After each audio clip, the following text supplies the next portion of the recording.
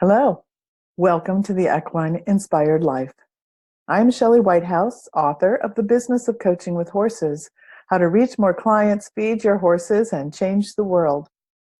It's my mission to empower and to educate equine-inspired practitioners in the art of profitable program design and marketing.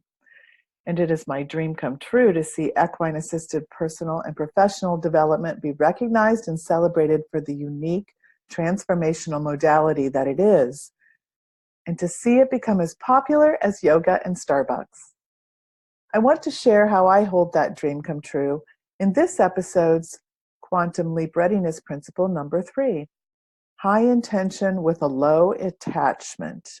High intention with a low attachment.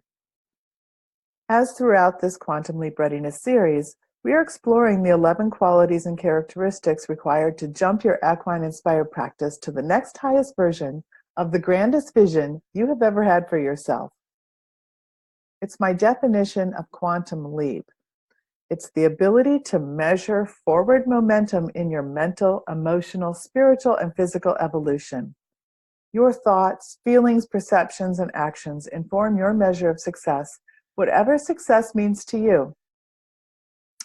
So let's look at high intention with low attachment.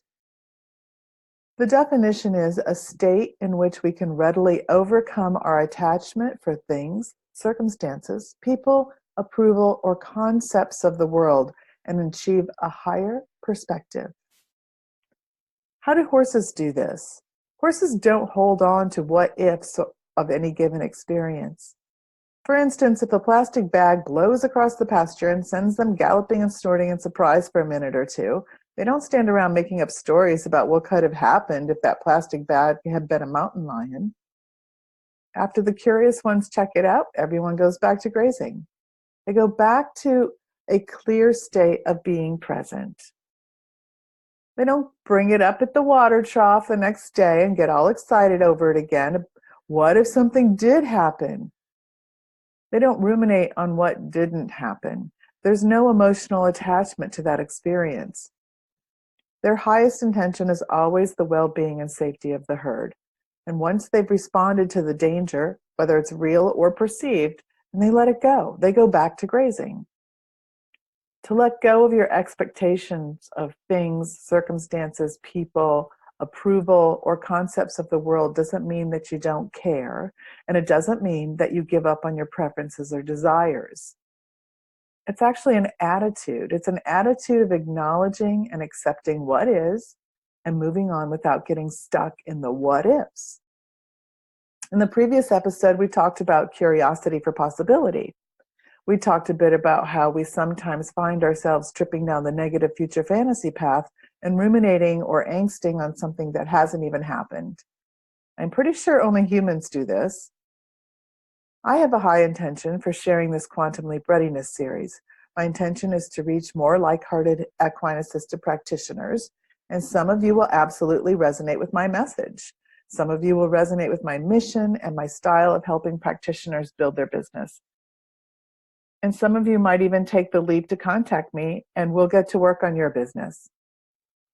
But some will not resonate with me at all. And this is where there's a need for low attachment. I genuinely wish positive outcomes and success for those that aren't in alignment with my message. And I have to let them go and let go of any self-judgment I've made up about myself or about the belief that I'm not good enough for them. I couldn't serve anybody. I couldn't serve everybody if I wanted to. And if I tried to create a message that appealed to everyone, then I might as well just be talking to no one. Because we're primarily solo entrepreneurs and we're heart-centered, soulful service providers, our messages need to beam our true essence out to those we are meant to serve. And if you have a strong attachment to what others think of you, then your high intention is going to have a difficult time gaining any momentum at all. How often have you set an intention or a goal for your business with the expectation that the outcome has to look exactly a certain way? And as soon as it starts to run or turn in another way, we label it as a failure. I've caught myself doing this many times, but the good news is I'm getting better at actually catching myself. My job is to stay in alignment with my intention and the feeling that that brings.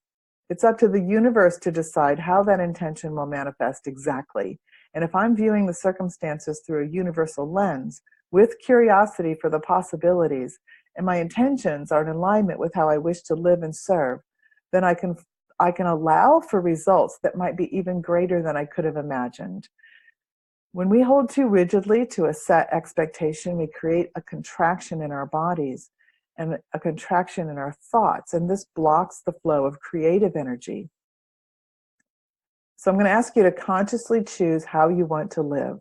That's your high intention. And then step back and release the expectations of a fixed outcome. That's your low attachment. When things or circumstances or people are out of alignment with your high intentions, you have a choice to either fixate on what's wrong and undesirable or hold to your higher intentions of what's possible.